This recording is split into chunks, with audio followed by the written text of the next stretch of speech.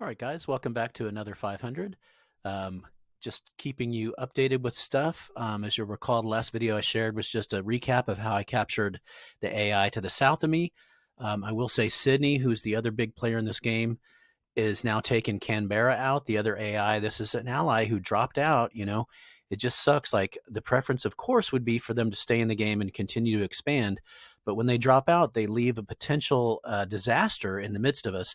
So Sydney's doing a good job of taking down Canberra here. But here's what I noticed. Canberra, for whatever reason, I mean, the AI here is sending, this is Canberra, no longer part of our alliance, everything, sending everything to the ocean. And when I say everything, that's a lot of stuff, man. That's like 20, 40, 60, 80, 100, 160 troops, and then some armored cars, some cavalry. Like, that's a huge invasion force. I didn't even count this tank. So 180, a tank, just a bunch of stuff here. So I went ahead and sent out the call on diplomacy to my teammates saying, hey, they're in the water, man, and it looks like they're rallying to one point where they're just sitting and waiting. They're just waiting there. And so I sent out the call, and this call is to anybody with Navy in the area, which absolutely means Melbourne. Melbourne's got a cruiser. He's got two cruisers here. But even more so, Sydney's got a battleship and a cruiser who's, he's working on Canberra on the coast here, so maybe he can finish that up. But I said, everybody who can get a ship down there, get it down there. I've got 7 cruisers. I've got these 6, and then one more that just developed here. I've got 7 cruisers. I'm bringing them all down here. And if he just masses, and it's shooting fish in a barrel at this point.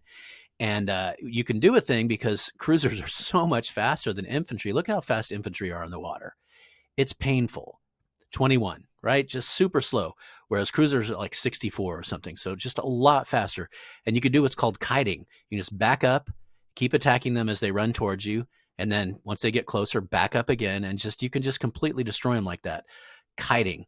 So I'm hoping that Sydney will come in with his battleship and his cruiser. I'm hoping Melbourne will come in with his 2 cruisers. And honestly, that'll give us 9, 10 cruisers and a battleship. With 10 cruisers and a battleship worth of Navy, we should be able to put a huge dent.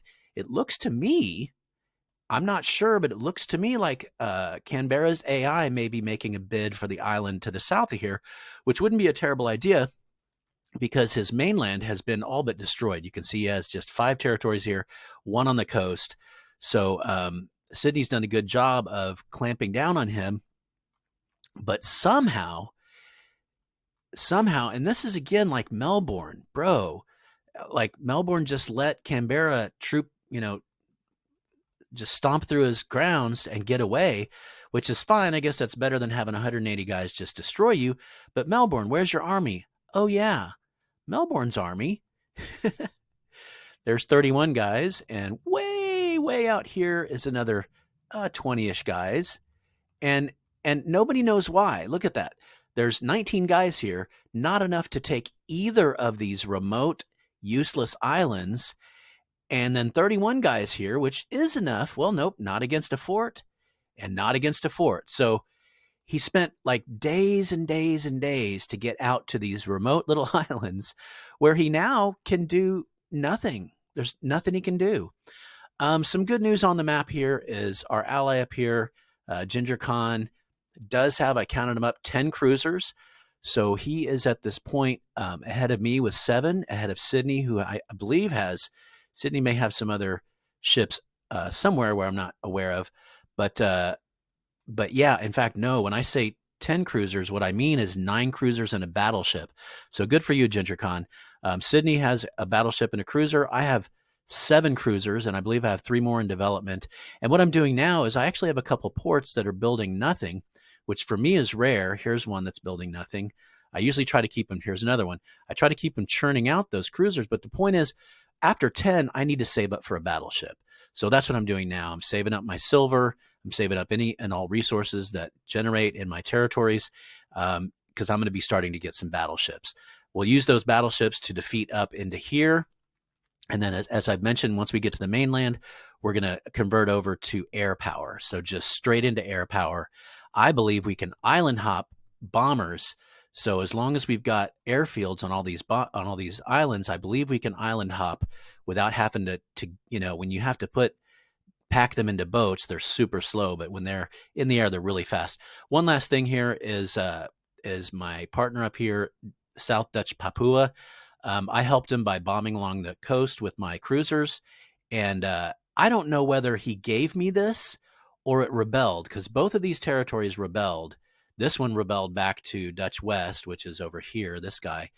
And I suspect that this one rebelled back to me, and it rebelled to me because I had some guys standing there. Whatever the case, whether he gave it to me or the territory rebelled to me, whatever the case, I desperately needed this energy right here. You can see energy is the only thing that I'm in the red for here. Everything else is looking good. I may need to dial those with my resource tab here. Yeah, I can actually make that better. I've got enough oil to dial these down, but I'll do that off camera. But the good news is here, I'm developing right away a railway. That's the biggest boost I can get. That's that 33% boost. I'm not building a factory. Remember, a factory is only an 8% boost, and I don't need a factory right now. Now, eventually, I'm loving this. I'm loving having this because not only is it that desperately needed energy, because I'm going to build a well, no, I've already got a harbor. That's great. Plus 25%. This will be plus 33%. Then I can just start stacking up those factories. And then once you get to the level 4 factory, that's plus 33% also. So really try to maximize this coal. Don't forget also the morale is really low. So once that morale starts stacking up and getting bigger and bigger, which it is on its way up, again, having these forts help. That's plus 5% morale development per day per level. So that's good too. But anyway, eventually I'm going to have an airfield here. And we've talked about this as a team. We want to have maybe 1, 2, 3 airfields with maybe just a couple defensive bombers. So if we see some sort of fleet probing in or something, we can use those long range bombers to go out there and harass. So things are looking good. Again, just to remind you, we are not the top. We are not the top alliance right now. The top alliance is Mr. Suspicious here, Aberdeenshire, who by himself has 251 provinces. 251 provinces. I think my entire team has like 280 provinces, like all together, all of us. And you've been watching me. I've been continuously expanding. Sydney has been continuously expanding. The two of us have been doing a pretty good job. I'm not saying we're doing perfect. You could probably do better. I'm actually sure you could do better than what we've been doing. But that much better?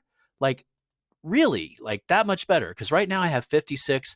I believe that Sydney has 52 to 54. So together we have like 110. So it's just, we've been talking in the group. It's like, how does he have that much crap?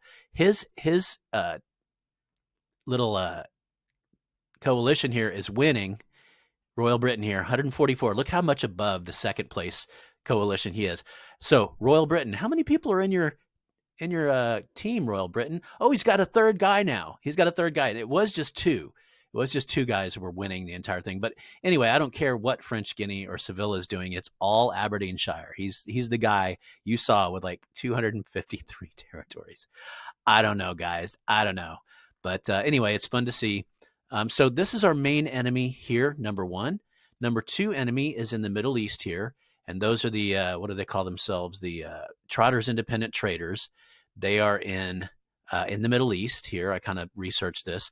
So it looks to me like as long as we stay in Southeast Asia and maybe spread up into East Asia, into Siberia and stuff, as long as we stay over here and expand northwards, what's probably going to happen is that the main 2 powers will clash, I'm hoping. Trotters and Aberdeenshire over here. So that's sort of our long-term goal. We are the 3rd place coalition right now. If these 2 end up squaring off against each other, that is to our advantage. And we have an immense strategic advantage just having these 2 huge oceans on either side of us. You've seen how much time was wasted here by Melbourne. Did he go all the way out here too? Is that Melbourne? No, that's Sydney. Sydney's sending out some long-range scouts. Good for you, Sydney. But anyway, he wasted so much time just getting to here. Look at that. Days and days and days. And then imagine trying to send someone all the way across this ocean, all the way across this ocean. Someone could sneak attack us, but just the sheer amount of time wasted on the ocean. You've got to think, you've got like, let's say, a serious invasion fleet at this point in the game would be maybe like 150 guys and 5 cannon. Nothing huge, but that would really hurt us if it just showed up out of the blue. But that would mean having 150 guys and 5 cannon on the ocean doing nothing for weeks. Like weeks of real time. Like it would just take forever. Let me just see. Let's just do an experiment. I've got a guy floating out here, just for shits and giggles. Let's move him to here and just see how long it would take him. 9 days. Okay, so not weeks necessarily, but way too long to be anything reasonable. So shall we send him? Let's send him. I no longer need a scout here anymore because I've got an ally who has a presence on all these islands. So let's not send him though. I mean, there's no reason to be just dumb about it. So he's going to continue up and scout this island. This guy, you sir, have no need to be where you are. Let's send you as a scout and freak out. Should we freak out these people? That's maybe a bad idea. That might be like poking the hornet's nest. I'll just send them to the sea over here for now. All right. So that's it, guys. That's all that's going on here. And good. He did not send. And really, I probably should not poke the bear right now. I don't know what's going on in Africa, and I don't need to know for now. All right. Thanks for checking in, guys. I'm sorry that these videos are kind of long, but there's so much going on. I will just say right at this point, our dominant players are going to be Otago here, who has successfully taken over this. I believe he's going to move into these islands up here. I'm not sure what his plan is, but he's doing well. Sydney's doing great. I feel pretty good about my performance so far. And I'm liking, over here, Gascoigne here, we had 16 guys, and he's all the way up now, another 8 guys worth. So he's expanding. So I'm happy with that. You can see he's got some cannon. He's bombing into this stuff. So pretty soon, we're going to be uniting. And as soon as we're united, we're going to be turning north and attacking up in. And you can see here, I'm continuing my push west through Baralula, whatever the hell. But I'm going to be taking through here and getting this. And unfortunately, there's no energy tiles in here to speak of. There's a double wheat. Oh boy, double wheat. I don't need that, but thank you. And then really just maybe 1 coal here. You can see my buddy up here, Ginger Khan, has come down with a battleship and a cruiser and some infantry here to take this double oil, which I don't blame him. But this double coal, this double oil, like Darwin here, I wanted Darwin. I wanted it for the energy, but I think that he's suffering the same issue here as the low energy thing. Once again, if your ally takes something that you want, don't get butthurt about it. Honestly, don't get pissy about it, because when your ally prospers, so do you, right? And then you can make trades later. You can ask for trades, and we've done lots of that. Like, hey, I've got a lot of iron. Does anybody have some coal? And usually there is a guy. By the way, I do need to buy both of these right now with silver before I go deficient. Don't forget, if you end up at 0, that does affect your morale throughout your entire kingdom. So be super careful of that. All right, I've talked too long. Thanks for checking in, guys, to another 500. I'll see you next time. Adios, amigos.